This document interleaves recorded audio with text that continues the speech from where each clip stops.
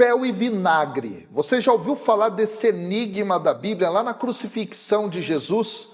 Enquanto ele estava pendurado no madeiro, prestes a morrer, deram-lhe vinagre para beber, misturado com fel. Mas o que é exatamente esse vinagre? Por que é que ele foi misturado com fel? E eu posso dizer que isso não é uma coincidência, mas foi o cumprimento de uma profecia antiga. Fica comigo até o final desse vídeo e você vai ver como um texto escrito séculos antes já anunciava esse momento dramático.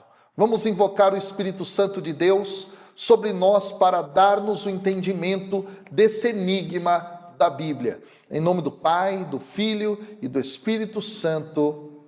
Amém.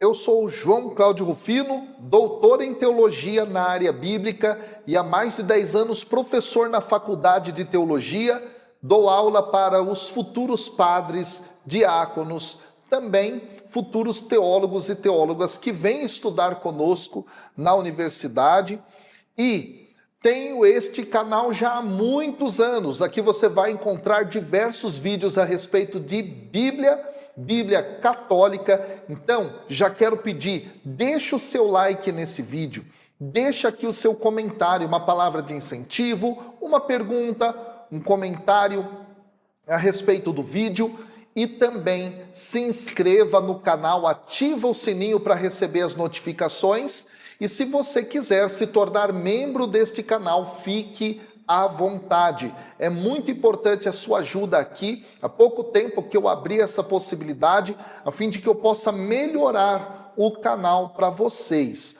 tá bom? Outra coisa importante, se você quiser estudar comigo no Instituto Propagador da Palavra, onde eu tenho diversos cursos na área bíblica e também de pregação, aqui embaixo, na descrição do vídeo, você vai encontrar tudo isso. Clique e venha conhecer mais desta missão de propagar a palavra de Deus.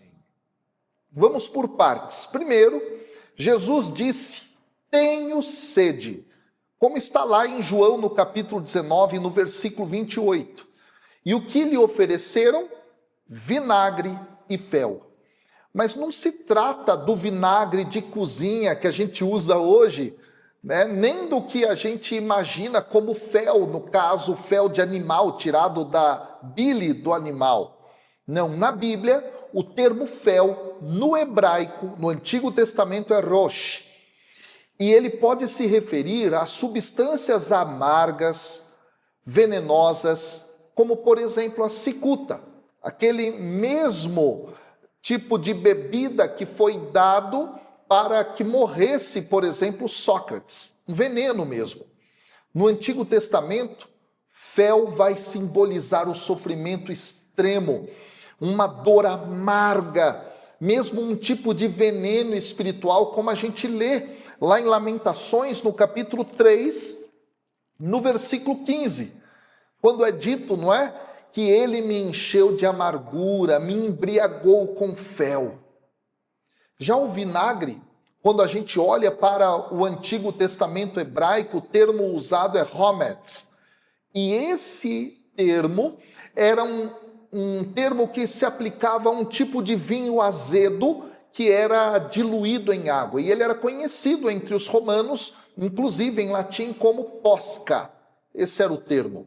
Era uma bebida barata, comum entre os soldados, pessoas pobres, refrescante, levemente estimulante, e era usado, muitas vezes, misturado com ervas ou outras substâncias para funcionar como um tipo de anestésico bem rudimentar, usado inclusive para alguns crucificados.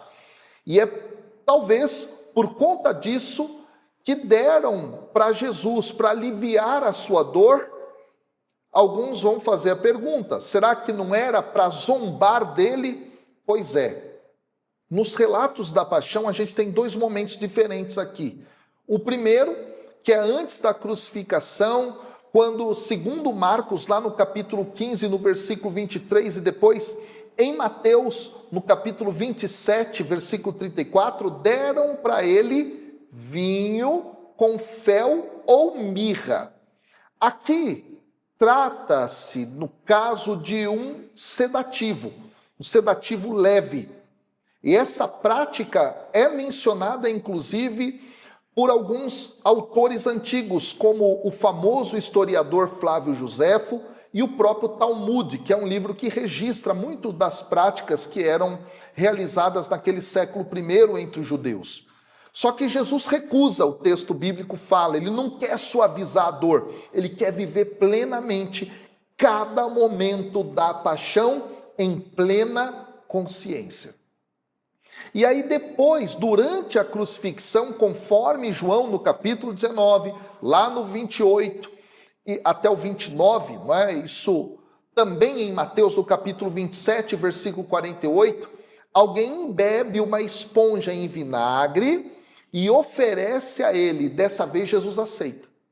Mas esse gesto não foi de misericórdia, foi de zombaria. Porque dar vinagre a quem suplica por água era um ato de humilhação, era um ato de escárnio. E é nesse ponto que entra essa antiga profecia. Séculos antes de Cristo, gente, já estava escrito no Salmo 69, no versículo 22. No meu momento de sede, me deram vinagre para beber. E no versículo 10, o mesmo salmo afirma o seguinte: o zelo por tua casa me consome. Ei, essa frase é usada por João no capítulo 2, versículo 17, para explicar ali Jesus expulsando os vendilhões do templo. Portanto, o Salmo 69 é um salmo de lamento de um justo que é perseguido. E ele não sofre por fazer o mal, é porque ele fez o bem, porque ele foi fiel a Deus. É por isso que ele é rejeitado, é por isso que ele é desprezado, é por isso que ele é humilhado. Então Jesus, ao citar o tenho sede, ele está nos revelando algo mais do que só um sintoma físico, ele está fazendo referência a esse salmo. E ele está dizendo, eu sou o justo do Salmo 69. E cada detalhe da paixão cumpre, portanto, as Escrituras. Desde o vinho azedo misturado com fel amargo, até a zombaria, nesse momento de sede profunda.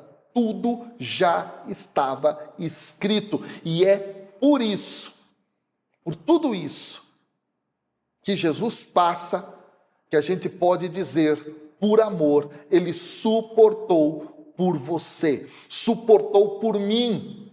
Do início ao fim da cruz de Cristo, é também aí uma revelação de Deus, porque tudo está cumprindo as promessas, as profecias do Pai.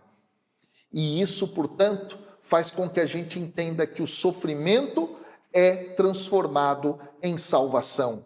Detalhe, o Salmo 69 tem justamente esse movimento, porque lá no final, depois de toda a lamentação, há um grande louvor a Deus. E Jesus está vivendo aqui o Salmo 69 como pano de fundo também para a sua paixão.